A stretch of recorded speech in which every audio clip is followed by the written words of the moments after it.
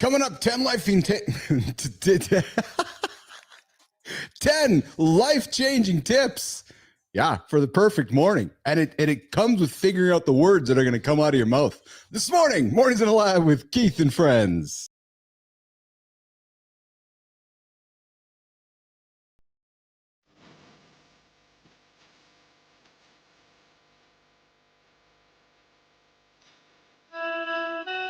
Welcome to Mornings in the Lab where excuse.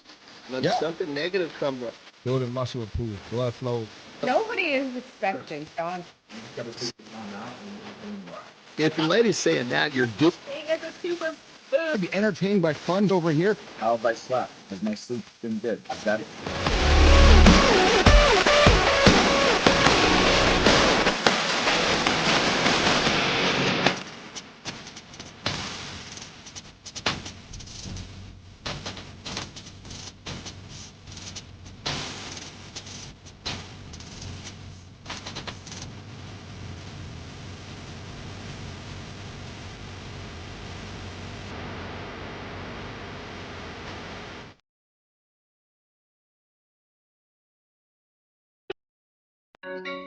There we go. Yeah. Just figured out the button this morning. 10 life-changing tips for the perfect morning. The first step is get the words right that are coming out of your mouth. There's the first tip when you get out of bed today. Figure out the words you want to say. You want to say good morning, baby? You want to say good morning, children? Or do you want to say good morning, nation? I'm Keith Bilous. I'm the host of Mornings in the Lab with Keith and Friends.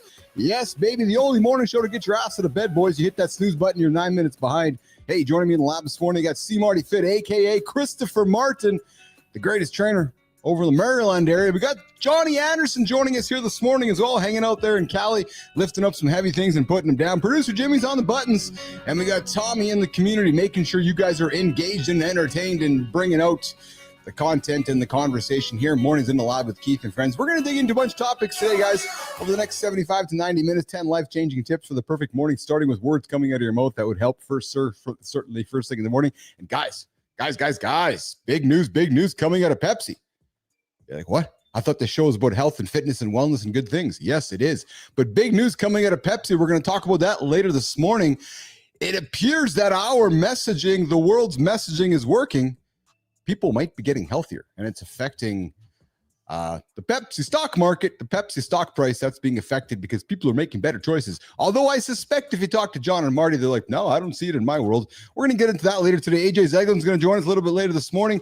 We're going to keep the conversation going, guys, around this whole idea of 10 life-changing tips for the perfect. No, that's not the one. I have one here, which is the conversation we've been going on about all week, which is ways you can get your life in order. And we're going to give you guys some tactical advice on how to get after that. I want to talk a little bit how to stop letting social anxiety control your life. And maybe we'll have some time to get into the quickie playbook with the Valentine's around the corner. We might talk a little bit about the quickie. You know, the quickie. And hey, guys, your knowledge, that knowledge in your head, that knowledge in John's head, that knowledge in Marty's head, that knowledge in my head, apparently people might want to pay for it. So let's talk about that. So if you're a creator, or if you think you're a creator, or listen, do you think I'm a creator, or John's a creator, or Marty's a creator? We are. You look at us, you might not think, well, you guys don't look like Mr. Beast or MKJB Brownlee or any of those other creators out there. No. Creators come in all shapes, sizes, and ages. And I, myself, Jon, and Marty all happen to be creators. So if you desire to have a career in being a creator, if you have a desire to control the narrative, if you have a desire to set the conversation for your community, I can show you how to do that, and it all starts in the morning. It doesn't have to be a show. It can simply be a conversation. We're going to have that conversation a little bit later today as well. Of course, Community Corner Creator Spotlight coming up later in the hour, which we like to celebrate somebody out there in the social communities. But Producer Jimmy, let's bring up the boys. Let's bring up Superman himself, Captain America himself, Mr. Jon Andersen. What's going on, Mr. Jon Andersen? We're chatting, baby. How are you? How are you, brother? Good. How are you today? Good. Yeah? Got a good night's sleep. Oh, feeling good. Woke up today without fighting too many negative thoughts, which was actually nice. Oh, there you go. I had some. Yeah, I had some. I will I will confess. Listen, I had a tough 24 hours. I had a situation within my personal life where I found myself, Johnny, reacting instead of responding. So, something you can share. Yeah, just we'd like to talk about things about in the home here, and I took the wrong side of the conversation last night, and I let it get the best of me. Let's just say that With the lady. With my lovely wife, who I love to pieces, and it just I can't come on here and talk about all the good things if I can't talk about the things that you struggle with too, right? So brother, because the thing about it is, the more we love someone, the harder it is to control the response versus the reaction. Yeah, because the emotions are 100% reaction, and that sometimes when you love someone so much, that reaction's coming like a fucking freight train, and it hits you before you have a chance to slow it down, turn it into a response. It hit me. And I wake up this morning not feeling very, I had to look in my own mirror today. Looked in my own mirror, right? Looked in my own mirror and had a little reset and had a little discussion with my own head, and you had to just listen. I'm not going to get up here. It's just how life is, right? And it's called relationships, Johnny. And we can't come on here in the show and talk about all the good stuff if we can't share the fact that there's bumps in the valleys as well. And listen, it's just called communicating. It's called challenges. And I the simple thing for me is I responded. Yeah, I reacted instead of responding, and that's it, pal. So, and I raised my voice like I don't like to do, and then got it all out, and then went to Carter's hockey game and took some time to reflect in my own mirror, and was like, all right, there you go. So, well, in those situations, brother, what I find myself doing, is, so even if, let's just say that the opinions are still different and there's no common ground yet, I'll find myself apologizing for yelling and say, look, I still disagree.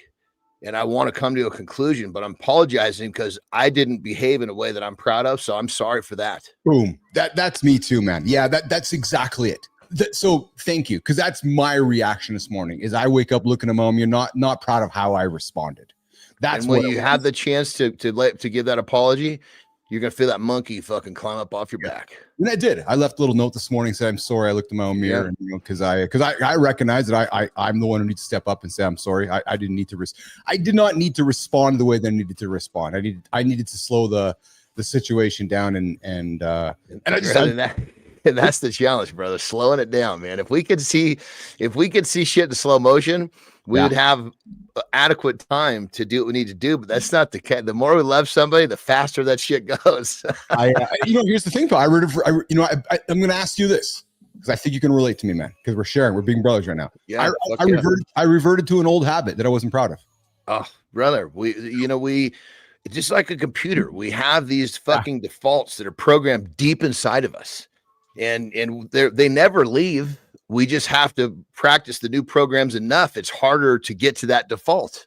When the power goes off and your fucking computer dies, it turns back on with all the factory default settings. Like, God damn it. Now I got to go through and adjust all this shit. That's what we do.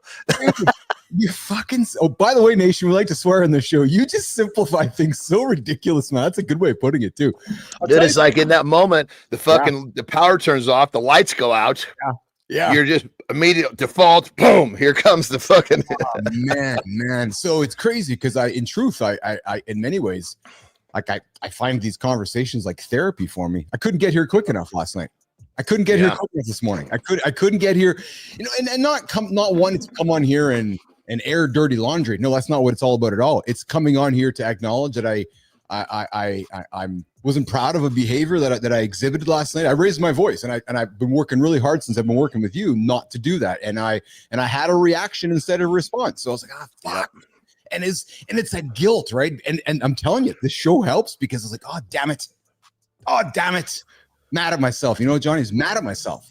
Well, and the thing about it is this: as long as we learn, we're good.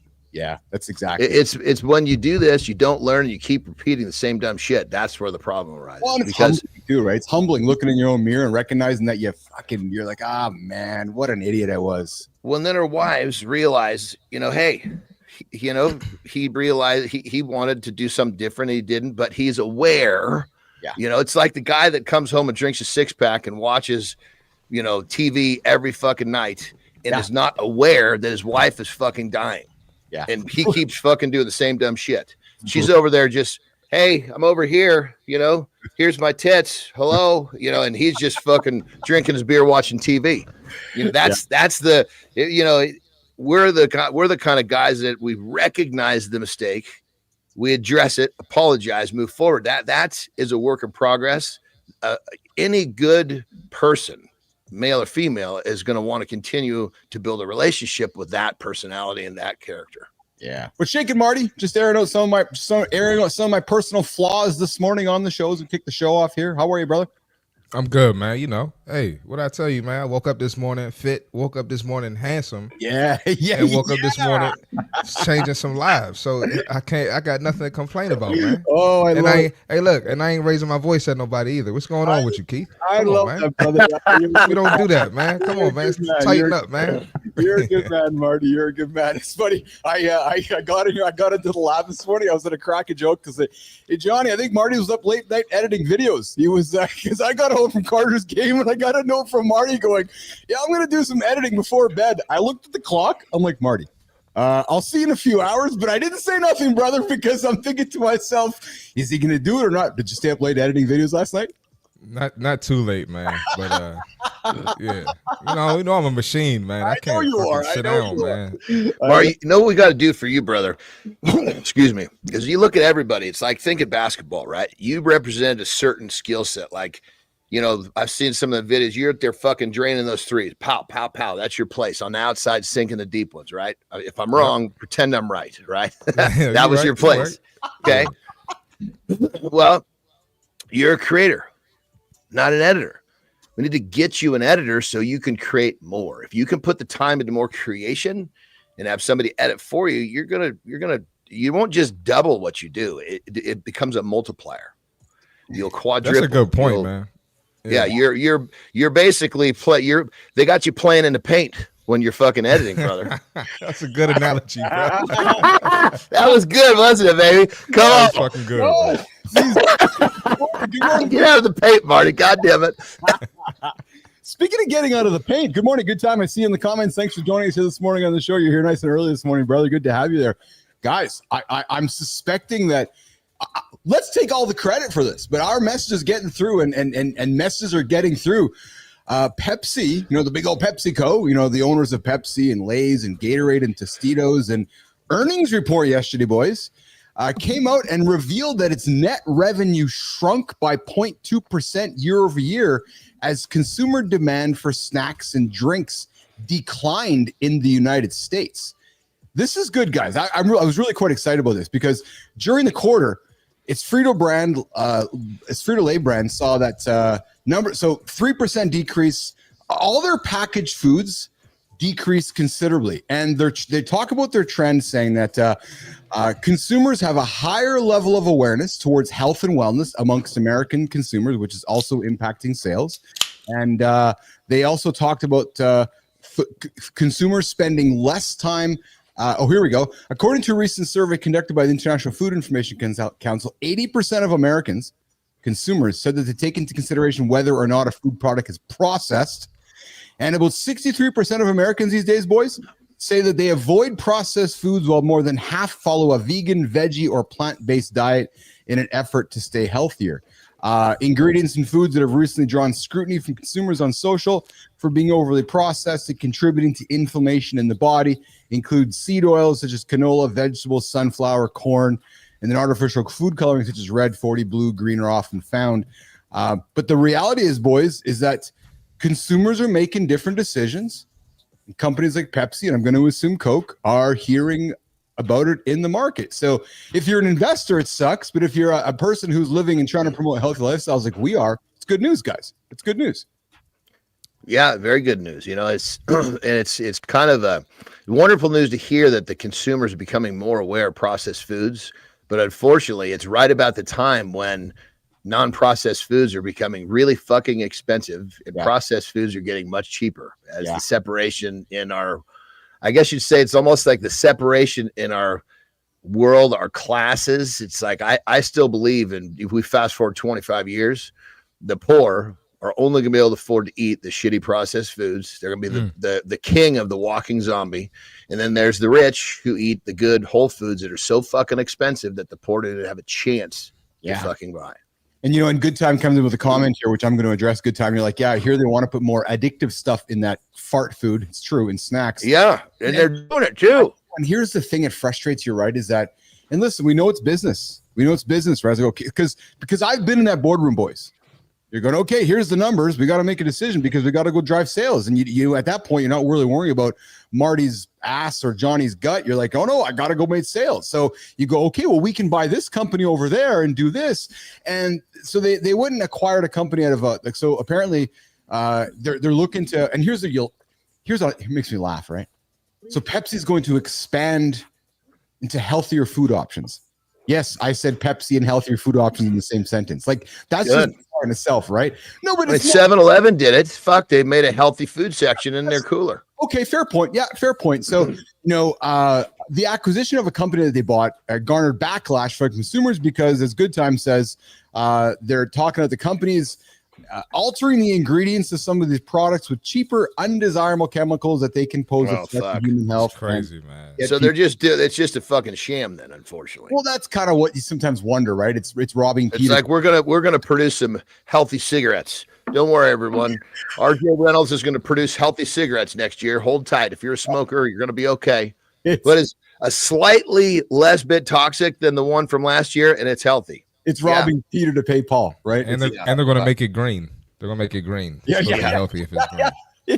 Yeah, exactly. Good morning, Benzie. Good to see you in the comments there. And Scotty, I appreciate you sent me a nice little note there on LinkedIn, Scott. I think Scotty, you're from Phoenix. I appreciate the note you sent us over there, which was awesome.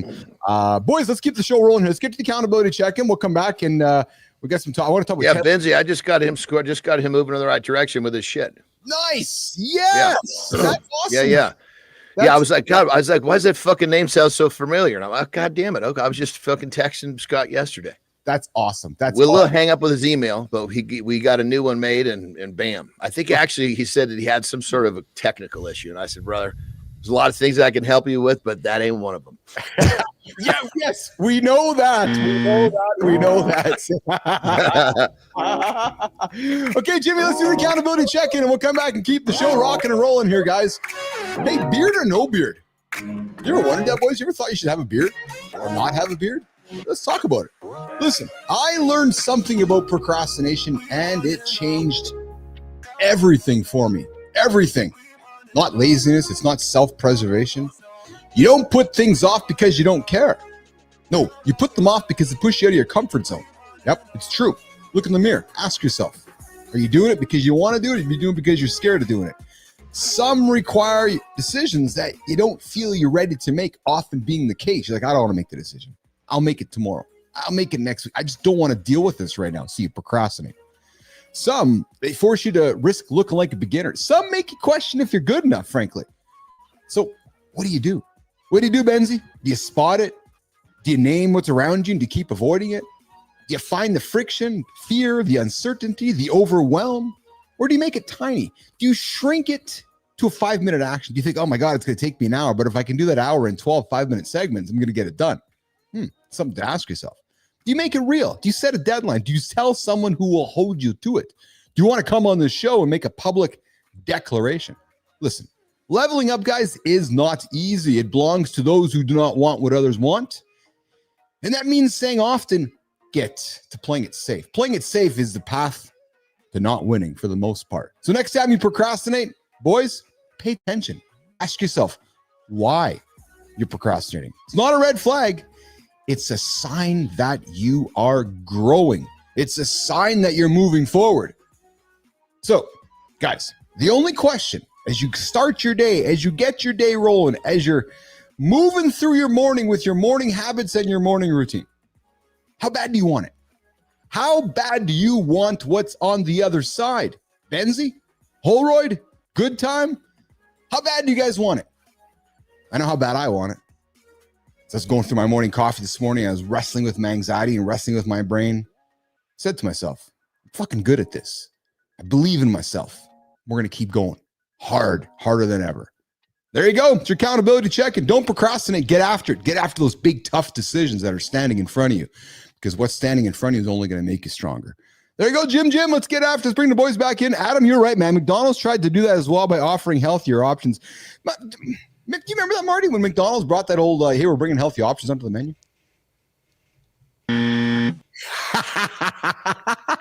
It's ridiculous, man. Part of the problem I think we as humans have is that we just don't associate. We don't associate in our brain, right? We don't associate with going to McDonald's and having a salad. We don't associate going to McDonald's and eating healthy. And that's part of the problem when you don't, your brain's like, well, no, I want to go to McDonald's and have a fucking burger. I want to go to McDonald's and have some fries. We don't think about going to McDonald's to have something healthy. It's just not how it works, right? That's why it's just best not to go there at all. That's exactly it. I mean, good times. Like I went to McDonald's, my kid yesterday was $20. It's true, man. You go to McDonald's. I think part of the problem is that there's so many people that are raised on that shit. They don't really even, it's like we talked about yesterday, where sometimes we're kind of programmed. And, you know, when your parents take you to eat at certain places, it's just endorsed. You don't really think about it. Is it unhealthy? Or it was not till later in life, once you're fucking hooked on this shit, the convenience and the drugs you're in, and the addictive chemicals, you realize, holy shit, maybe I'm not eating so well. Well, fuck, at that point, it's almost like you're a fucking alcoholic by the time you're on your own 2 feet. Yeah. That's exactly it. Hey, Jimmy, Tommy, let's get into the conversation about beards, boys. Beards, as in beards on your face. Researchers have found that men's facial hair, Marty, looking at you, brother. Yeah, man. They have certain signaling functions connected with intrasexual competition and intersexual attractiveness, Christopher Martin. So I know you and I were talking hair yesterday, man. You got to keep growing that flow. You got to get that beard on your face, and the beard ain't going nowhere. But that was just the I know. Since I wore the hat, everybody was like, "Did you cut your hair?" No, I didn't cut my hair. But listen, here's the thing. At some point, we've all stood in front of a mirror, right, and thought, "Should I grow a beard?" Sure, Johnny, you have.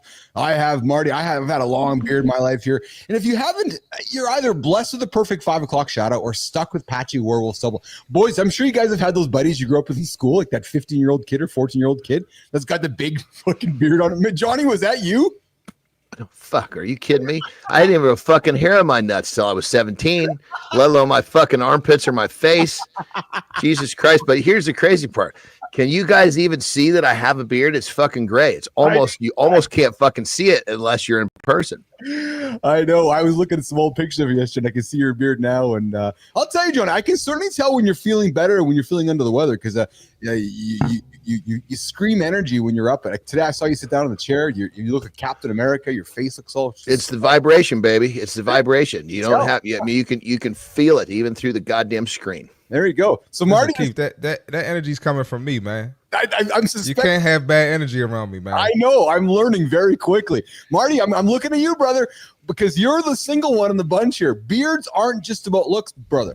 They're a status symbol, a power move, and sometimes a straight up liability. But let's break down the science, the perception, and whether your beard is helping or hurting you. Now, Marty, beards scream status, but not how you think. Status. That's just interesting. Okay. Yeah. Let's. We're told beards make us look dominant, manly, and attractive. And studies back that up, kind of. Because beards signal, here's the problem, Johnny. Beards signal age, masculinity, and experience. But that doesn't mean that they automatically make you more attractive. John and Keith are like, what the hell are you talking about? Some women love the rugged look. Others see a beard and assume you're spending weekends brewing bocce in your garage. But here's the twist. Beards aren't just about women. They're more about other men. Here's the thing. A beard makes people take you more seriously. A young guy with a beard looks wiser. An old guy with a beard, he looks even more established. A bearded CEO, instant authority.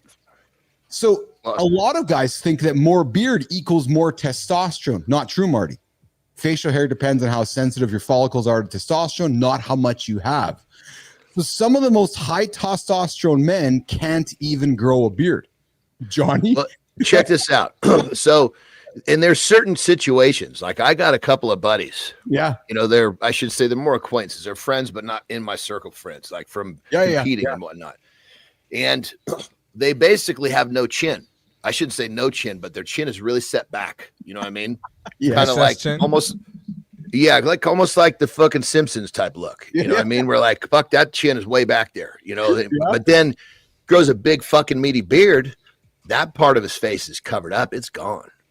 Now all of a sudden, this fucking guy he's a fucking unit. Just fucking stallion. Big, strong, not fat. Got this fucking way back chin. Just took away from the rest of it, you know, because the strong chin looks more masculine, right? No chin is like, the fuck happened there, you know? He grew this fucking beard, completely changed his look. No kidding. Yeah. Well, you think about it. When you see like a big, strong, let's just talk about face up, a big, strong chin. Usually people are going to connect masculinity to that. No chin. Yes. You're looking twice. What is that? You know? Let me hear him talk. Is his voice going to be all fucked up? You know? Yeah, absolutely. Good morning, Jeremy Cunningham. I see you there in the comments. Thank you for joining us this morning in the lab here. And Mike McQuillan, I see you as well. It's funny, Mike's like, McDonald's tried a McLean Deluxe. I remember 93% fat. Free was 193% failure. Yeah. And Mike's right, man. And Marty used to have this. I say if it has a drive-through, keep driving. Yes.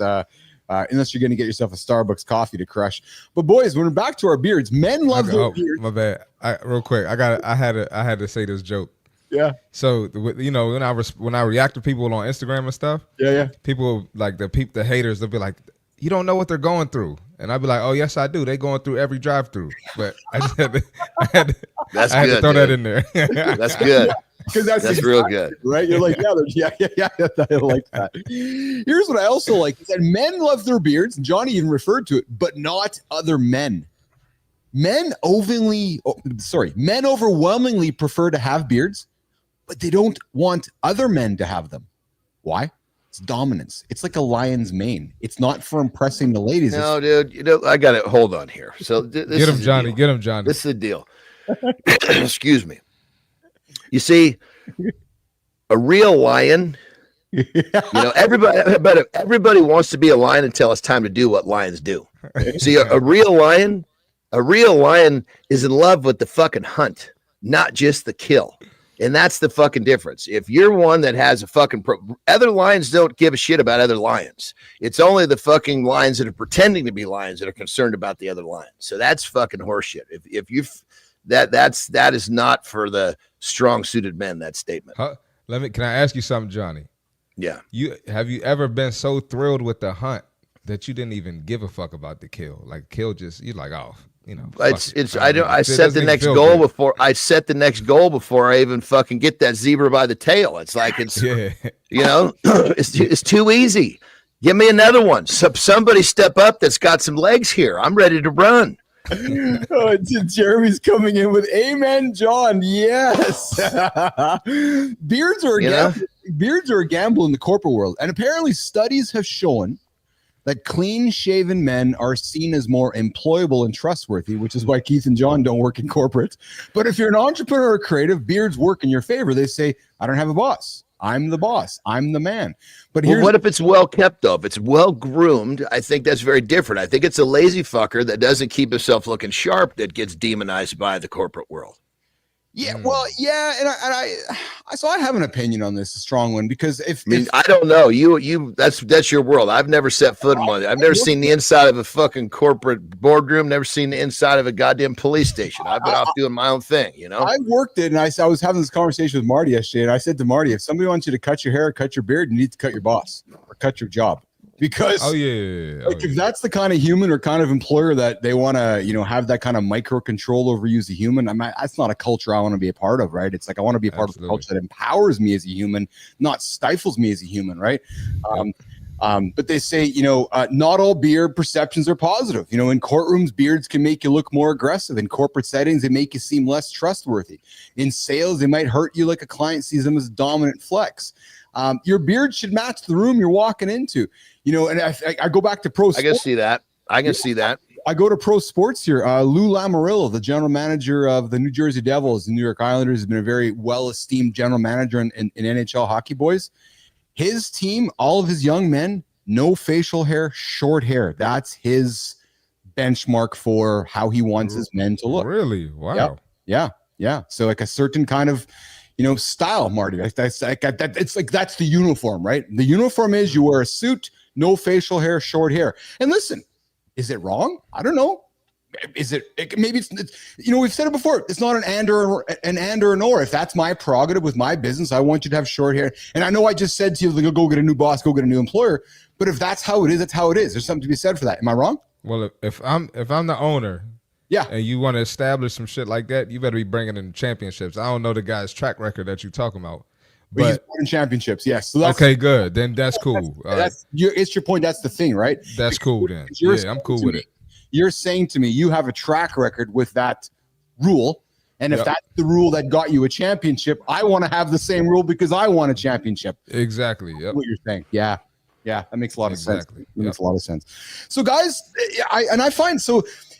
It's funny because these universal topics like ketchup a couple days ago, everybody's talking ketchup. Well, beards is the same thing because all three of us have a beard and we've all had our own challenges, discussions with beards, not having beards and looking in the mirror. And I went upstairs one day, boys, and I went to the bathroom and I shaved my entire face and I came out to see Lauren and the kids and they all looked at me like, who the hell is that?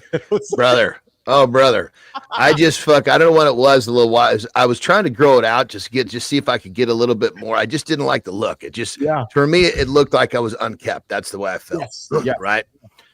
So I was like, well, I'm shaving. I'm like, fuck, let's just take it all the way off and see what it looks. And I'm like, cause I've had this beard for a decade, you know? Yeah. I was like, motherfucker, you're getting old under that stuff. You better grow that fucking thing back. You like these things, yes. Yeah. Where the fuck did these things come from? Yeah. These little fuckers right here. So I started growing my beard down a little lower. It used to be up around my chin. No, it goes down to the neck now, Well, so your buddy Justin there has a nice beard. I like the long beard on men. And I you know what and you're right, you talk about being kept, unkept. I think there's a way to have we had Tyler Hoover on our show, long beard. We've had a few gentlemen on our show with long. I like the long scruffy. You want to hear about a kept beard? Justin, he's got a barber's chair in his fucking house. Yeah, and he has the barber come. I believe it's like every 5th day. Oh yeah, and he he fucking straight edges it. Like the old school. Oh yeah. So he's rolls it up and everything, and it's a different. He's got a different type of care for his beard. Oh yeah. Looks like my camera just died here, so I'm going to go flip this over. It's good timing. So, Jimmy, we're going to get to the accountability. We're going to get to the fit tip, and we'll keep the show rocking and rolling here, boy. And we're going to come back, and I want to get into 10 life-changing tips for the perfect morning. We'll drop some nuggets on the table for everybody, and a few more conversations that you guys don't know what we're talking about. Coming up in 2 minutes, Mornings in the Lab with Keith and Friends. Let's rock and roll. All right, man, fitness tip for today. Don't underestimate momentum. You want to try to keep the good momentum as long as possible. What am I talking about? So we all have those days where we wake up. I literally just left the gym. I saw one of the homies in the gym. She was like, I'm not feeling this shit today. And I was like, I understand. And she was like, but I'm here though. And that's what matters. There's going to be days you don't feel like it. There's going to be days where it's just your body's sore. You might be stressed, but you still got to keep the momentum. Because at the end of the day, if you don't hit your goal, it's your fault. And it's no one else's. And the moment you break your momentum is the moment you're on the path to more than likely not hitting your goal. Because when you stop, it's going to be easier to stop again. It's going to be easier to stop again. One day turns into a week turns to a month turns into a year, and now you fell off. So keep the good momentum, even if it means doing a shorter workout, a lower intensity workout, talking on your meetings while you go for a walk, but you got to keep the momentum going. So don't underestimate your momentum, and that's the fitness tip for today. There you go, Marty. Fit tip of the day. Don't underestimate momentum. It's a good one, man. That's a really good one. The power of momentum, right? Just get moving, and you get moving, and one foot in front of. It's funny, Marty, because I saw a post from Lane Norton yesterday. We know Lane, the protein expert there across all the platforms, and he was calling out a post about somebody talking about alkaline water, right? And he was hit your buzzer, and he was having some. Man. Man. Exactly. And he was having some fun with it, and I loved what he said though, right? His post was this. He's like, everybody.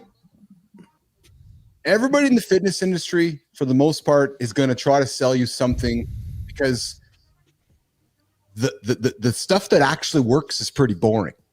Being accountable, eating whole foods, showing up every single day, getting your lift in, doing resistance, rinse, repeat, do it the next day. So the message gets really boring. 100%. 100%. Somewhere along the way, somebody's like, hey, I need to find attention here. Oh, I know. I've discovered alkaline water. It's going to be better for everybody. So now I create content and conversation and create these headlines around alkaline water because I'm trying to stand out differently from the boring message that Marty keeps delivering, the boring message that Keith keeps delivering, and the boring message that Johnny keeps delivering. But that's the here's the thing. When this fucking shit works, alkaline water and all these other little things.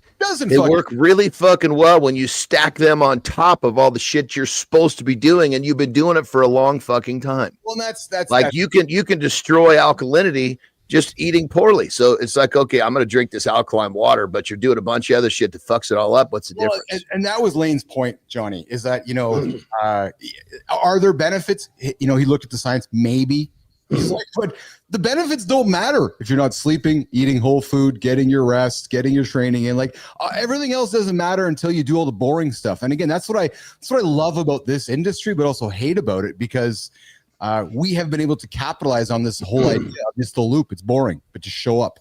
It's funny. I was talking to a lady last night at Carter's Game Boys, and she was talking she goes, wow, you guys do this every single day. I go, yeah, it's not magic. She goes, no, but it's hard for people to be accountable every single day. I go, it is. It's really hard for everybody to be accountable every single day.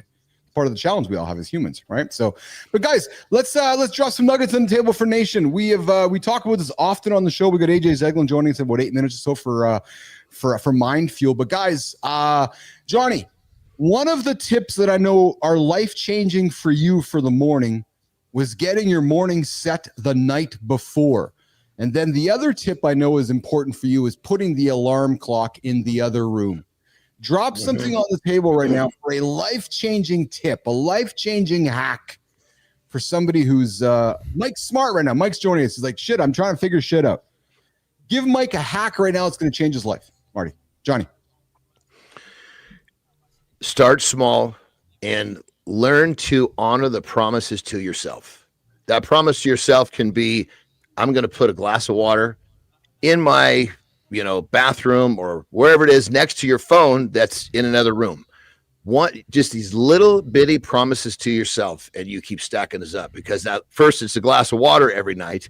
Next thing you know, it's whatever the fuck else you want to do. Because when you promise yourself, you honor that promise. And now fucking the world is your playground. Yeah. And Mike, start small. Start fucking small. Yeah, Marty, I'm coming to you next. Mike, I see your comment there. I also understand it's been years since I have worked out. I used to do 1,000 push-ups a day, but I stopped one day and never went back. Mike, I have an invitation for you, brother. Get 10 in today. Just 10. Not 100, not 25, not 50, not 1,000. Just do 10. To Johnny's point, you get 10. And stop talking about what you used to do. Yeah. That doesn't fucking matter. Nobody gives a shit about yesterday. What are you willing to do today to get better tomorrow? Yesterday doesn't fucking fit into the equation. Yesterday pulls you backwards. Yeah, it's Mike. He's right, and I know sometimes it's hard for us to hear that truth, brother. But I will invite you do 10 today. Don't try to do 20. Just do 10 because you're gonna get 10 done, and then celebrate it, and then do 10 more tomorrow or 20 tomorrow. Exactly. And every day you do 10, and next thing I want to do 15 today. 100. Well, you got to do 10. Your commitment is 10, but fuck, next thing you might be doing 100, knowing that you only have to do 10 on a day you feel like shit. Yes, yeah. And there's an example of the power of the show. I'm telling you guys, this is free. You're spending thousands of dollars for this kind of advice to have a coach call you out. You come on this show, you make yourself publicly accountable. We're going to help you be publicly accountable to hit your goals, right? And that to me is the power of this whole conversation. Marty, give somebody a life-changing hack for a morning routine that's going to change somebody's life that you have found works for you. Christopher Martin. Probably the biggest thing for me is what is going to put you in that mental space to attack the day, right? So if you don't understand what that means, for me, it's doing my morning stretch. Yeah. Get to the gym a little early before my clients, get my stretch in. Now I'm feeling good. So now I'm going to give good energy to my clients. I'm going to be laughing, joking, right? I'm going to be motivated. I'm not going to be coming in all sour and tired and worrying about what's wrong in my life. So whatever you could do to put yourself in a great mental space, that might be stretching. You could try stretching like me. It could be a podcast. It could be music. Whatever it is, get that done. Yes.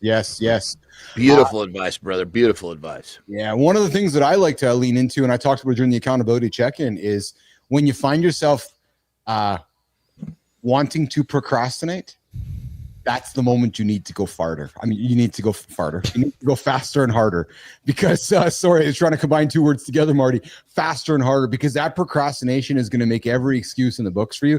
And like I talked about in the accountability check-in, in my experience, procrastination is often linked to making a decision you don't want to make. So you're like, I'll just put this off. And sometimes it's not about losing weight or not about trying to gain muscle or going to the gym. Sometimes it's a life decision or a business decision. And then we end up just putting it off. If you can find a way the night before, knowing something's coming, just to get after it and get it done, it's hard, but do it, check it off, and get to the next thing. I think that's going to be quite magical with as well. What else, Johnny, you got for people? And guys, those of you who are listening right now, good time. What do you got? Jeremy, what do you got? Mike Smart, what do you got? What do you got for a life-changing? Amy Reiner, I see you there as well. What do you got for a life-changing tip that somebody might not know about that's going to help them with their morning and get their morning started? The other thing for me, guys, and we talked about this often, but I have to get to sleep in good time to get. Marty, you there? Or is it just me? I'm sorry, every morning show. There's no ifs, ands, or buts about it. Having a good night rest is important.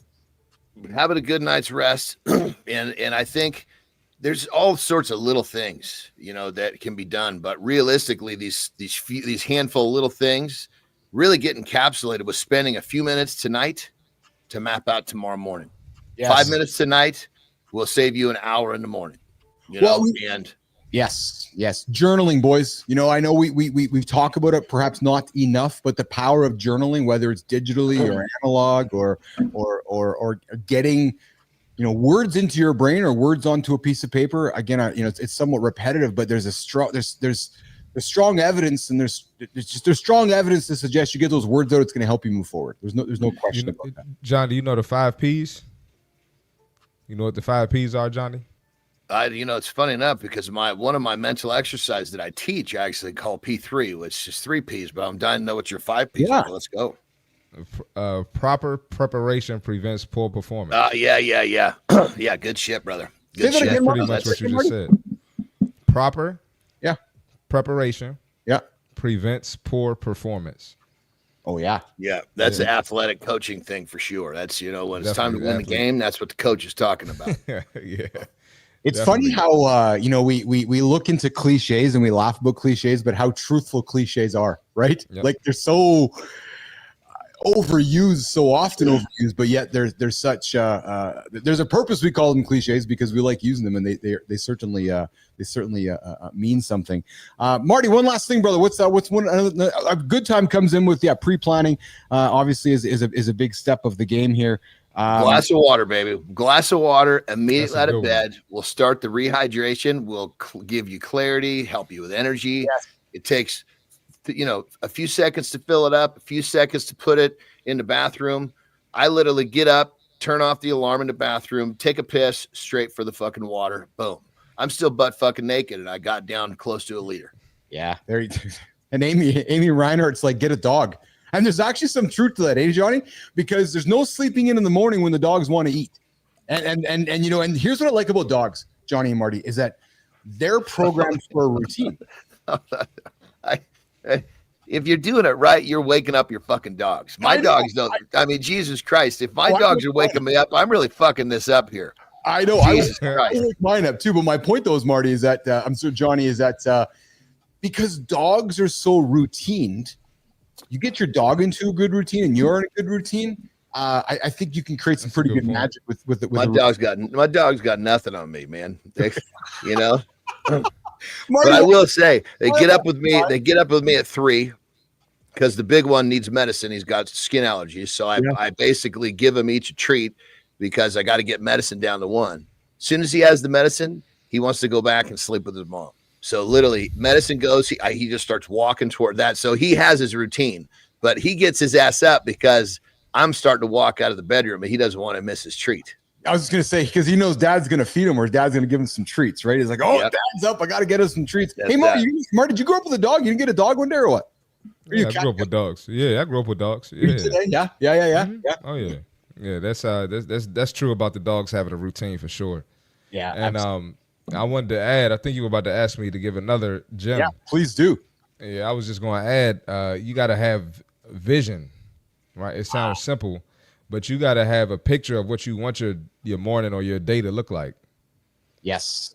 So you got to see the success before you get to the success. Is what I'm saying. And this unequivocal self-belief. I know that again, that's kind of cliche and softy. And good morning, Amy. Amy's off to walk her dog. Go enjoy your walk there, Amy. I guess for me, Marty, it's in order to move mountains and shake mountains, you have to have this undeniable self-belief. And I think that's part of having a life-changing tip in the morning. Because if you don't have undeniable self-belief, Johnny, you said it yesterday, if you don't believe in yourself, nobody else is going to. Yeah. You need one person's got to believe. And as long as that one person believes, others will follow. That's right. All right. Well, listen, let's get to the there's life-changing tips for you guys to dig into this morning. One of the biggest tips I'm going to offer you guys as we close this segment, show up for our show. 8 o'clock Eastern time, mornings live with Keith and friends. Keith, John, and Marty, not going anywhere. We are growing up with you guys. If you guys need some accountability partners, life-changing tips, life-changing advice, life-changing conversation, we have it every single day here on the show, Mornings in the Lab with Keith and friends. But listen, we're gonna get to the lifestyle tip with Jon Andersen, and then when we come back, we got AJ Zeglen joining us. I want to get into a conversation around social anxiety and how to stop letting social anxiety control your life. I know I've gone into rooms. I'm curious about you boys, John, Marty. I know I've gone into conference rooms and big rooms with lots of people where I just all of a sudden start feeling anxious, right? Or Marty, I'm on an airplane flying somewhere and I'm anxious, going, oh my God. I've battled it, frankly. I've battled this social anxiety. And people sometimes like, yeah, but Keith, you're like this entertainer in front of the camera. Fair. But when it comes to like these big events, sometimes I get really socially anxious. So let's talk about how to stop letting social anxiety control your life with AJ. But before we do that, that's not the right one. I was say new music, baby. Come on. That's the one for Johnny Andersen. Get after it, brother. I can't believe I got to do this dumb shit again today. That is so often what I think when I get up in the morning. Then I remind myself, if I do what's easy, my life will be hard. If I do what's hard, my life will be easy. Yes, some of the things that you have to do, I have to do, you have to do, whoever wants to be successful has to do, that is boring. That sucks. That's just maybe not sexy, whatever you want to call it. But here's the thing. When you continue to do those things, it becomes sexy. You actually start to enjoy the journey because the success becomes the flavor of the day. Because you're going to get up and you're going to realize if I do more of that shit that I didn't want to do in the beginning, I'm going to get even more of what I want. So remember, if you do what is easy, your life will be hard. If you do what is hard, your life will be easy. That's the bottom line. Rock and roll. There you go, guys. Good tips and advice from Jon Andersen here. Mornings in the Lab with friends. The lifestyle tip, giving you guys something to think about. Don't do easy shit, man. Don't do it. What's going on, AJ? Not much. How you guys doing? How are you, brother? You good? AJ, what's up, brother? I'm always good. Yeah. And we got AJ. We got Johnny's got his energy back here, as you can tell. You can see him vibrating off the screen. He reminds me of Captain America this morning with his blue shirt and his red hat. And I like it. Yeah, I had a good rest day yesterday. Had a really freaking amazing ride on my dirt bike. It was killer, man. I was sending some big jumps, baby. I was on the big ones. So some of the big ones, it's like 60 feet between the first and the second jump. Yeah. Oh shit. AJ, fourth fucking gear, man. It's fun, baby. We actually have Evel Knievel on the show with us, AJ. Yeah. I like it. We had a discussion with Marty and AJ. I'm sorry, and Johnny a couple weeks back about Evel Knievel, and Marty was looking at Johnny and I with his quizzical look on our face, like, Evil, what the fucking Knievel? What? And like, yeah, it's just a little too young for that one. White dude jumping motorbikes and jumping cars in Vegas there back in the day, back in the old days. there's probably a hole in the market right now for a stuntman. Like, I feel there's no famous stuntman out there right now. Yes, you're right. There is actually a gap in the market for a famous stuntman. Yeah. Well, and when you do that stuff, I mean, look at this, Evel Knievel, he spawned a whole, generation of people that just started. I mean, he made a sport basically before there was a sport. That's right. And the thing I love about it is the people that get into this stuff. For example, the guy that I ride with, he's my neighbor. He's fucking 63 years old and he kicks my ass. He's so fucking fast. It's unbelievable, but he loves it. And he's staying young doing the crazy shit. Hey, Zeglen, is it me or I don't know, in my experience anyways, I'm thinking that the 50, 55, 60-year-old men probably in your circle are probably curling or going for walks or cycling or doing some pretty simple activities. And there we have Andersen and his 63-year-old neighbor doing fucking and who you surround yourself with is the key. He fucking guy does flips on a wakeboard. I'm out on the beach and his name's John also. He goes by and boom. You see the gray hair streaming, and he's doing fucking flips, man. AJ, I wanted to talk about social anxiety today and how it can control people's lives. People walking into a room and feel like everybody's watching you and they're judging, they're waiting for you to mess up. And to many of us, that social anxiety, it's exhausting. And I gotta wonder, AJ, have you had men come through your clinic and just through your practice of this feeling of, oh my God, my brain's running on this worst case scenario. Every time I go somewhere, I'm scared of saying something stupid, or people are going to make fun of me, or they're judging my body, or they're judging what I'm wearing. And they get so socially anxious, they can't move. Let's talk about it, AJ. Where do we start, brother? Yeah. Anxiety in general is probably the most common thing that we see in therapy. Right. But is that right? Is that true? Yeah. Yeah. Oh yeah, absolutely. Yeah. Anxiety and depression. I would say that, any form of anxiety usually comes from us living in the past or living in the future. Right. So hold on. So any form of anxiety is us relating an experience of something that has affected us in the past, or it's something we're worried about is happening in the future. It's our brain telling us stories, AJ. Correct. Absolutely. Yeah. Yeah. So, whenever we talk about mindfulness, really, and the importance of staying present in the moment. Yes. That's really like our number one tool against anxiety, right? Because anything that happened in the past that we're worried about, or anything that we're fearful of or nervous about that might happen in the future, these are things that we have we can't change what happened in the past. And when we're thinking about the future, these are things that have never even happened. But like you said, we've created a story. Oh, I'm going to walk in the room and everyone's going to think like, oh, look at that guy. That guy doesn't look like he belongs here. Or that guy doesn't whatever. I mean, that hasn't even happened. And we've created this whole story and narrative of how that's going to go down. And then we're feeling anxious about it. Right. So anxiety lives in the past and the future. So, anything that we can do to keep ourselves mindful and in the present is very helpful. And then of course, there's that old saying that, I don't even remember how it goes, but we always assume that people are thinking about us, but everyone's always, thinking about themselves. Yeah. So, let me jump in right there, brother, because I can't remember his name. Dr. Dre's business partner. He's a mogul. He represents all sorts of different artists, and they did beats together. Jimmy Iovine. There we go. Yeah. He literally, I was watching an interview him. He's like,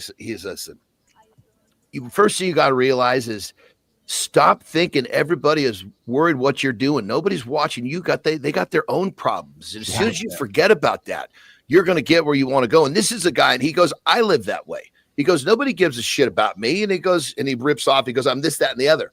Nobody's watching me. So you think they're watching you? No. It's like, if you think about it, it's like one of the most narcissistic fucking statements that someone can make. Everybody's fucking watching. I'm so worried. Nobody's fucking watching you. You're not that important. Go fucking kick some ass and fucking stop worrying about this shit. That's right. That is so true, because nobody does. So it's funny, people get all nervous while going on stage and messing up. when yet everybody in the audience is going, yeah, I mess up too. But yet we all scared that AJ's judging me because I've messed up my lines on stage. Right. Yeah. Yeah. We're all kind of thinking the same way though. Right. Yes. Like everyone in that room is, exactly. Everyone in that room is nervous and wondering what everyone else is thinking about them and worried about saying and doing the right things and worried about whatever. And, the funny thing is that like, no one really cares, right? No one's really, everyone's so busy paying attention to themselves. They're not even worried about you. So AJ, let's flip the script. Yeah. How do we help somebody who is anxious? What are some tactics? What are some advice, some strategies you would offer a man who's starting his day right now? And I see Good Time coming here saying, I compensate with being going out, but inside I'm so anxious. Good Time, I can relate. Right. So what are some tactics, strategies, AJ, you would offer somebody or offer men that coming through your clinic when it comes to handling and managing social anxiety? Right. So it would be, for one, to challenge ourselves. Right. So we've maybe created a rule for ourselves and been like, hey, I have this rule for myself that I don't like being in a room full of people. Right. Or I don't like being out at the mall. And we might be like, okay, where did that rule come from? Right. And wherever it came from, do we need it anymore? Right. Like if you went out and you were, you had to speak one day in front of your class as a kid and you feel like you forgot everything that you said and you really messed up and everyone in the class laughed because they thought it was funny because you forgot all the stuff. And you've been hanging on to that now for the last 30 years. Right. We might look at that and be like, hey, you've created a rule for yourself that speaking in front of people is scary because you had this experience, right? So that's the rule. So let's challenge that rule. Is it benefiting you anymore? What's it protecting you from? Is it saving you? Do you need it? Right? Where's the evidence? You've talked maybe in front of people for the last 30 years, right? So why are you hanging on to this rule? We have plenty of evidence that you've also been around people and it's been okay. Right. So we could find ways to challenge it, I guess is what I'm saying. We could find ways to try to just keep ourselves in the moment. So we have little skills or tools that we use to keep ourselves present in the moment. Those could be breathing techniques, grounding techniques, visualization techniques, progressive muscle relaxation, positive self-talk. There's a whole bunch of skills and tools. And, another way too is just focusing on things that are under our control, right? Again, we're so worried about what other people are doing or saying. It doesn't matter. I'll worry about what I'm doing. Okay. I'm nervous about going there. Well, I could control how I walk in. I can control what my attitude is. I can control what my energy is that I bring into the room. I could control my posture and how I present myself to people, just focus on those things. I never thought. I'm really enjoying that you've used the word rule, AJ. I never thought about it that way. But when we create a rule for ourselves, it's like a wall or a protection system, right? And what you're saying to me, and I'm putting myself in this situation. You're saying, Keith, that rule you've created, that wall you've created for yourself, challenge it. That's what you're saying to me, aren't you? You're saying you're saying to me, Keith, does that rule logically exist in 2025, or was that rule made for you 20 years ago? Like, what's the story you're telling yourself? Exactly. Yeah. You got to challenge it, right? Challenge your belief. We've talked about taking small steps to death here, but you could also take small steps to build evidence that you don't need that rule anymore. If you're scared to be in a room full of people, you had a bad experience. Maybe you legitimately had a bad experience at one time. You're like, okay, well, let's go in and let's just see if you could go and take a walk outside through the park. Okay, you could do that. There's a lot of people there, but it's a big open space. Okay, you did that. Were you okay? Yeah, I was okay. All right. Well, now let's try to take a walk through the mall. So now there's a lot of people, but now we're not completely outside. It's a little more enclosed. Okay, you're able to do that. Okay, cool. Now let's take a walk through the grocery store. And, and you could see, and you have these little steps and you kind of just building evidence for yourself that, hey, maybe I don't need this rule anymore, that I don't like being around people. And we can start from the park and go to the mall and go to the grocery store and go to a store and go to a restaurant and just work our way down until now you're in a room with a smaller room with a bunch of people and you're like, yeah, I've kind of taken the proper steps to build up to allowing myself to be here, I feel good about it. Those little steps, every step's a piece of confidence, and every step, all that confidence adds up. Johnny. And when you think about the major distraction that worrying about what everybody else is thinking about versus worrying about what you're supposed to be doing, the type of progress you can make when you focus on what you're doing, when you focus on the present and you push that shit away, you only have so much attention to give every day. You're fucking wasting your attention on people and shit that doesn't matter. Yeah. Nobody fucking cares. AJ, you confessed on the show last week or so that you have acting in the future for yourself. You want to try some acting out. When you talk about that or think about that, does that create social anxiety for you? Or if I can flip it, if I can ask you to be vulnerable, is that something you're attempting to do to help you combat maybe some of your own internal social anxiety? Yeah, so I was definitely, I went to my first class there 2 weekends ago or last weekend. Yeah. Anyway, it was awesome.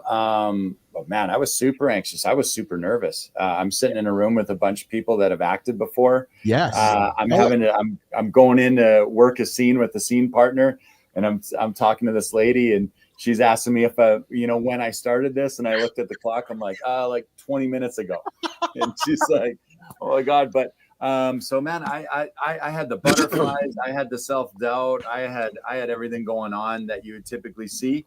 Some of it's perspective and how we frame stuff. For myself, yes, I've been able to work and get myself in the spot to be like, oh man, like, this is great. I'm meant to be here. I'm pushing myself today. I'm at the edge of my comfort zone. I'm really nervous about this. I'm trying to act, and man, I'm excited about this opportunity to really challenge myself, right? And but it can take a while for people to get to that spot and have that type of perspective. Well, and you flip the script. Like in a situation, if I'm in like that, right? It's new, like I said 5 minutes ago. That's perfect because I'm supposed to suck. Right. So when I don't, and I'm just a little bit good, people are like, you didn't start 5 minutes ago. It was like when my third ever bodybuilding competition was my international pro debut. I was supposed to suck. Nobody believed me. Everybody thought that I had been hiding somewhere. I podiumed. It was fucking amazing because I was supposed to suck, and I actually did fairly well. So when you frame it that way, the pressure goes away, and you just do what you're supposed to do, and you're not distracted with the shit that doesn't fucking matter. I like that. You're supposed to suck. Yes. It's like, and the next time you're going to suck a little less, and the next time you're going to suck a little less, and at some point you might actually be good. But until then, you're just sucking a little less. Yeah, that's powerful because AJ, you go there and you're like, I actually don't belong here because I'm not supposed to be here, but I'm doing the best that I can. And actually, when you say it out loud that way, anybody hearing you, I'm doing the best that I can. Who's going to hate you for that, right? Dude, and we always suffer more in our imagination, right? So I'm I'm so nervous. Of course, the people that I meet in there and work with in this actors workshop, like the most supportive, friendliest people. They were just rooting for you. They wanted to do good. They were so generous to like give advice and share their own experience and be like, oh yeah, you just started. I remember when you know what I mean? And like the instructor would, I mean, everyone, whatever scenario you could have made up in your mind of being embarrassed, like as soon as you just kind of like just let go and just let yourself enjoy the experience, the amount of support in the room was overwhelming, right? You were like, oh, 100%. This is awesome. It's there to be. Love that. Right. And I would say, the majority of the time that's people's experience, but you're going to need that little bit of courage, right? Just to show up. Right. Yeah. In the good ones, they're going to tell you, hey, yes, you're on the right track. Keep going. Like I can't tell how many times I meet some kid who's 18, 19 and he's fucking jacked. He's looking good for his age. Yeah. And I'm like, dude, he's looking at me, and I tell him, I said, look, if you put me next to you when I was your age, you made me look like a child. I said, you are way ahead of where I was at your age. All you got to do is keep doing what you're doing. And they're like, whoa, because the guys that are good, that have made it, they want other people to make it. They're not trying to push down. So AJ, you surrounded yourself with a room of people that were, there to pick you up, and that's the best place to be. You know what I mean? AJ, before you roll here, we got Jeremy Cunningham coming in saying, for social anxiety, I've overcome that a bit by finding things I can control and focusing on. Yes. If I can decide when I'm on or the order of what I'm talking about, pushing off what I can't. Right. And it's finding that semblance of control in the situation, isn't it, AJ? And I find the word control, it's a loaded word in many ways, right? But if you can have awareness around it, there's power in that, isn't there, Mr. Zeglen? Yeah, absolutely. And, that was one of the things that we were just, discussing about. Focus on the things that are under your control. Yes. Yeah. Right. So yeah, you're right. Control can be a loaded word. I think when we are kind of putting it out onto other people, right? But when we're talking about what's under our scope of control and what we have, right?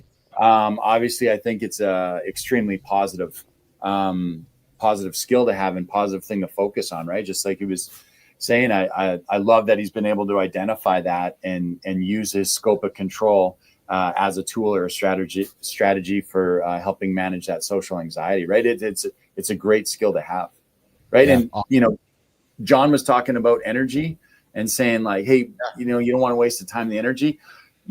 When we do these things, when we emotionally regulate ourselves, yes, right, it takes energy. Our brain uses a ton of energy. I know, physically we associate our energy consumption with a lot of physical tasks, and our muscles use energy, and we all have a general understanding of that. Our brain uses an insane amount of energy, right? So when we talk about like, hey, I want to be able to regulate my emotions here. I want to be able to, take a few deep breaths, and I want to be able to calm my nervousness and focus on what I'm trying to say or do. That takes a lot of energy. If we've already given out all our energy to worrying about all the shit around us that we can't control, what type of capacity left do we have to regulate our emotions and stuff? We don't. We gave it all away, right? And now that stuff's going to run away from us. But if we're able to just focus on what's under our scope of control, what we have control over, right? Now we save that energy, and we got a ton of capacity to regulate our emotions, our feelings, our thoughts, right? Yeah. Great stuff, man. Great stuff. Yeah. Great. Always, AJ, every time you show up, man, it's just like fucking, it just good shit, brother. It is. Good shit. Oh, man, it's like a breath of fresh air. Yeah, because it affects all of us, man. Because I think about getting on an airplane and going somewhere, Zeglen, and my anxiety goes to the roof. Oh man, it just and I got to find a way to stop telling myself stories, right? It gets so anxious, right? So, but I'm glad we're talking about it, Mr. Zeglen. I appreciate you. I appreciate everything you bring to the table. Yes. What do you got going on today, pal? Before you roll. I'm right in the gym now to work with a hockey academy, and we got some deep cheeks on the agenda today. It's actually going to be a shoulder day for me today. Me too. Okay. Man. Shoulders today. Yeah. Good. Yeah. I'm looking forward to that. I'm cheeking it. I'm cheeking it today, so I'm holding it down for us. There you go. We talk about shoulders so we can pick up our grandchildren when we get older, boys, so we can do them also when we get older in life. So, all right, Mr. Zeglen, I appreciate you, brother. Thanks, guys. Pal. All right, AJ. Thank you, brother. All right, AJ's getting out of here, and I think Marty is as well. Marty's going to go make some content. No, he's actually going to go manage some dudes in the gym. Yeah, man. That's the older guys love me, man. It's so funny. I got to record it one day. Yes, you do. They're like 70 years old. They just love me, man. They just you need to throw some of his glasses on and walk into the gym and show me and Johnny the experience. I got to do that. It's so funny, man. Hey, Mark, I'm serious when I say this, brother. As your big brother, we got to get you out of the paint. Yeah, there you do, man. I'm working on it. I'm trying, man. Yeah, I love it. But Keith and I'll help you, man. We'll help you. We're resources. We're here. Good job, Chuck. That's it. All right, Marty, I'll come knocking you door later today, brother. You get after it. Always appreciate you. Enjoy you, and have a good one, brother. Have a great loop, my brother. All right, too. I'll talk to y'all. Yeah. All right, Marty's going to get out of here. Johnny's going to go for a little reset, and then we're going to come back. And Johnny, we're going to work towards wrapping it up here around the 75, 80 minutes. So 80-minute mark. You go for a piss. We'll come back. Say goodbye. Let's go, baby. Do it. Go for a piss, and then Johnny's. What other morning show do you hang out with, man, where we talk about going for the cutter, using the bidet, going for a piss, all those type of things? I know where you find it. Mornings in the Lab with Keith and Friends, the only morning show where you wake up with guys like Jeremy Cunningham, Amy Reinhardt, Keith Bilous, AJ Zeglen, Christopher Martin, Good Time, Shinku, Tommy, Jimmy, man, the whole crew from around the planet joining us every single day. We talk content, we have conversations around topics that we like to think moves life forward.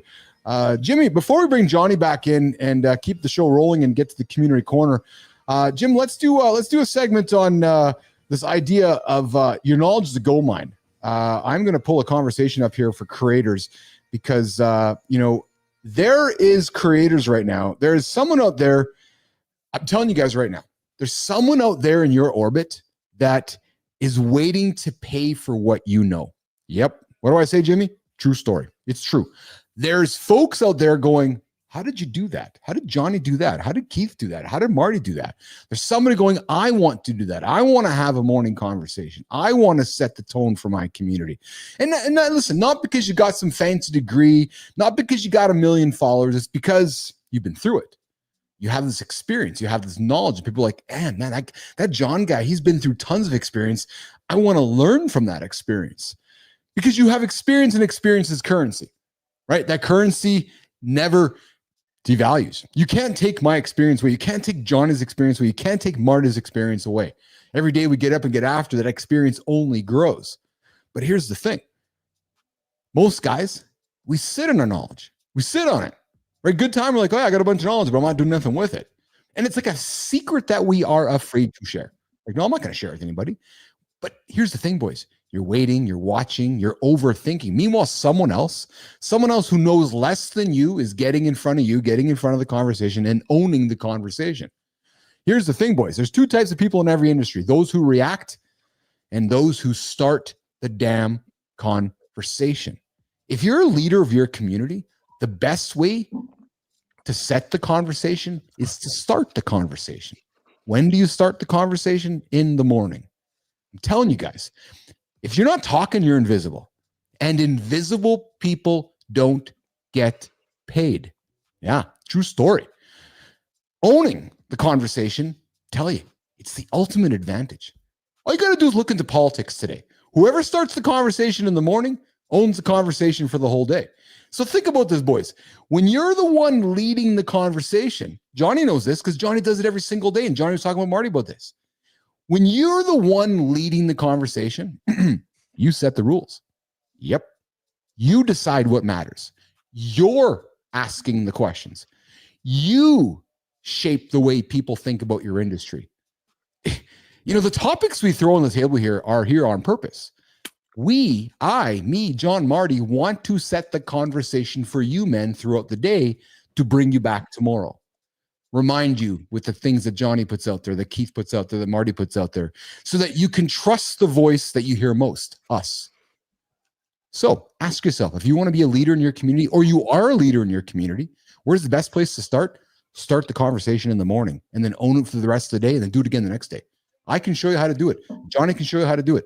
Talk to me. Come knock on my door. I can help you own the conversation, just like Keith, John, and Marty do in our community.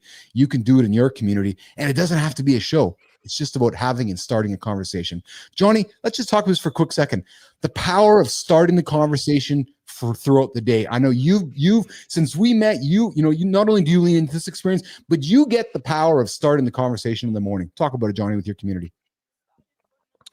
Well, I think it's obviously it's starting the conversation, but then I think keeping that narrative going. Yes. It's because, and I'm gonna use myself as a perfect example. The more times I hear something, yes, the more I understand it. Yes.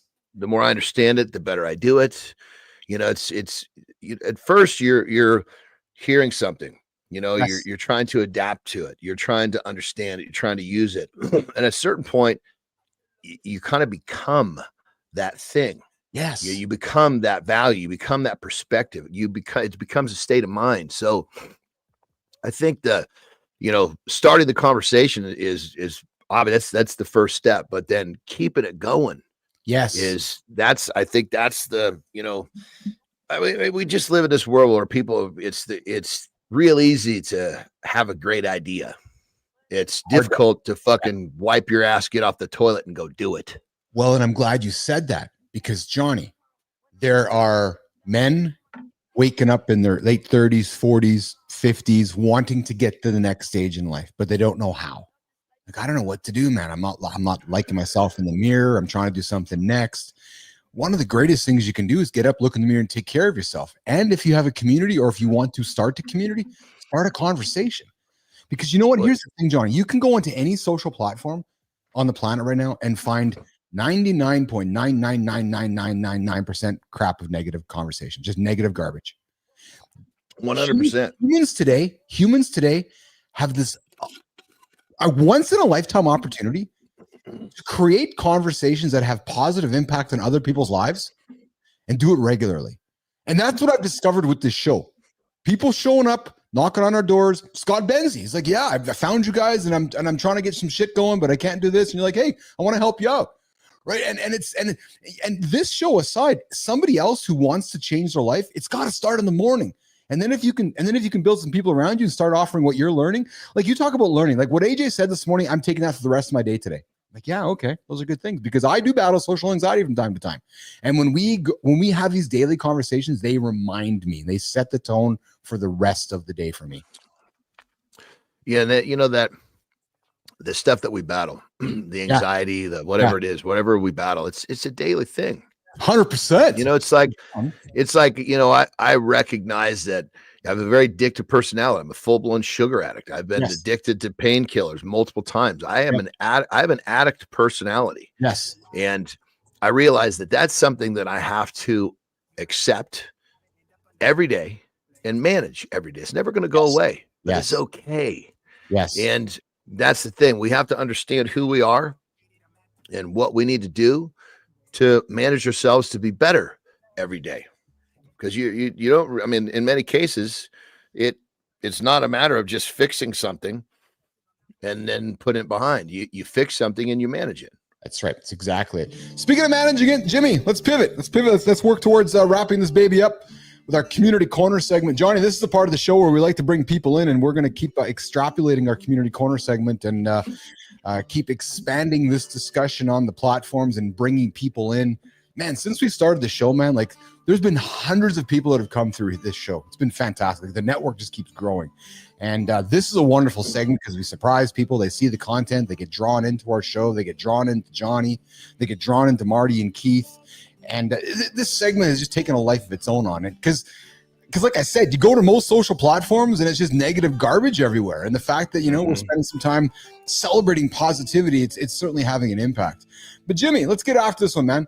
Love is supposed to be easy. Is it? Especially the way I started the conversation this morning with my own little battles. Love is supposed to be easy. You find the right person, Johnny, you feel the spark, and boom, happily ever after. But here's the truth. Love is easy until it isn't. Yeah.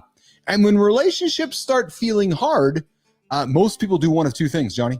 Yep. They either ignore the problems and they hope that they magically fix themselves. Or number two, they panic, overanalyze, and everything and Google how to save my relationship until all hours of the night. The reality is neither one of those scenarios works. So that's where this person comes in, Jon Andersen. Jimmy, let's get after it right away here. Today, Mornings in the Lab with Keith and Friends is here to celebrate our creator spotlight this morning. His name, drum roll please, Tommy. His name this morning is John Williams. Johnny is a licensed clinical psychologist, Johnny. What a great time to have this conversation today. He's a couple therapist, and he's the guy who breaks down evidence-based relationship advice in a way that actually makes sense. His Substack newsletter, the guys on Substack, cheaper than divorce. And hey, boys, I've been through divorce. Yeah, cheaper than divorce. Where's my thing? Is exactly what the name suggests. A practical, no bullshit guide to improving your relationship before things spiral out of control. And listen, sometimes divorce is in the card. Sometimes not. But John Williams comes in to help you consider a practical, no BS guide to improving relationships. He doesn't do fluff, Johnny. No corny love advice. No. Just communicate more cliche. No, none of that. Just real research-based strategies that help couples stop fighting about dishes and start actually hearing each other out. Because here's the thing, boys. Love isn't just about feelings. And I know you're going to love this, John. It's about skills. We need skills to love. We need skills to handle situations. We need skills to handle anxiety. So if you're in a relationship thinking about wondering why your last one cracked or burned, I would invite you to consider meeting John Williams. He's making love make sense. And if you ask me, John, Marty, that is worth celebrating here Mornings in the Lab with Keith and Friends. So John, we are celebrating you this morning as a wonderful clinical psychologist helping couples out around the world. And what we want to do is invite you to the lab. We want to invite you to the conversation because we know there's somebody in your orbit, maybe it's one of your clients, who you want to celebrate. So John Williams, come hang out with myself and Jon Andersen here Mornings in the Lab with Keith and Friends. You're just up the beach. They're from Johnny there in Hermosa Beach, California. But John, come hang out with us. Let's talk about relationships and love advice and so forth for this Mornings in the Lab with Keith and Friends. There you go. Skills, Johnny, we know that's something we do not talk about often in relationships is the skills that we require as men and women to have healthy relationships. And I'm glad that, John, that word was used because skills, we think about skills of lifting weights, doing work, but we don't think about skills of managing anxiety, managing arguments, managing relationships, John. People don't work on themselves enough. You know, the phrase I love is the most important work a person does, call it a man, woman. The most important work a man does is on himself. Yes. Going to your job is not the most important work.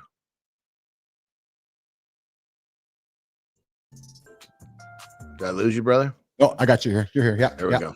Yeah, you're right though. It's again cliche, but it's true, right? And you've heard it enough times, like I have. Nobody's complaining on their deathbed about the amount of extra hours they put in at work, right? But somebody might be complaining that they didn't spend enough time taking care of their own human being in the mirror. So, but there you go. Let's get out of here, Mr. Andersen. What do you got going on today, brother? What's on the agenda today for you? I am squatting right after this, which I'm pretty excited about. Yeah, I got a few things to handle business wise, and I'm going to start squatting here shortly. And what else do I got going on? It's going to be a good day. Terry has surgery on Saturday morning. Oh yeah, so your neighbor getting her in, eh? Yeah, he's going to basically it's pretty cool. You know, he sends a text yesterday. I'll see you at the hospital at 6:30. You know, and he's just about next door. You know, yeah. Is she nervous or is it normal for her? You know, she's in so much pain that she just wants it over with because once the surgery is over, right now, the pain is just going into a bottomless pit.